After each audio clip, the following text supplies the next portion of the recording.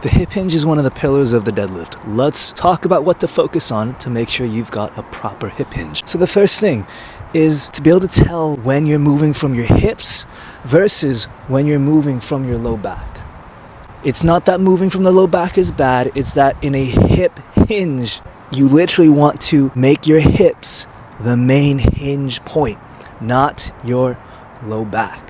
If you do this right, you should be able to feel your glutes lengthening, those muscle fibers stretching but under tension. Imagine a sideways trampoline right here that as I bend over, lean my chest forward, I can feel that trampoline getting loaded, that trampoline being my glute muscle fibers. They're getting loaded and they're ready to spring me forward, just like that.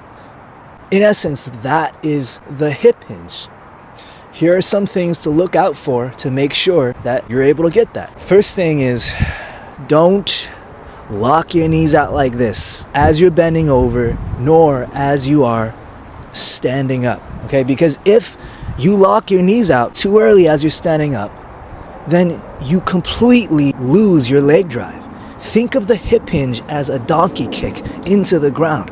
If you're gonna donkey kick something, then you need your shin to be able to drive in the direction that you're donkey kicking in. But if you lock your knee out super early, you can't donkey kick anything like that. So keep your knee over your foot roughly the whole time as you are standing up from a hip hinge. To review, learn to differentiate between your hips and your low back. This is my low back being the main hinge point.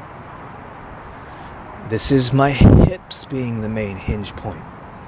When you get this right, you'll feel your glutes lengthening and loading, ready to spring you forward.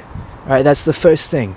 The other thing is make sure your knees are staying roughly over your foot the whole time. If you get this wrong, you're gonna feel way more hamstring and low back and a lot less glutes.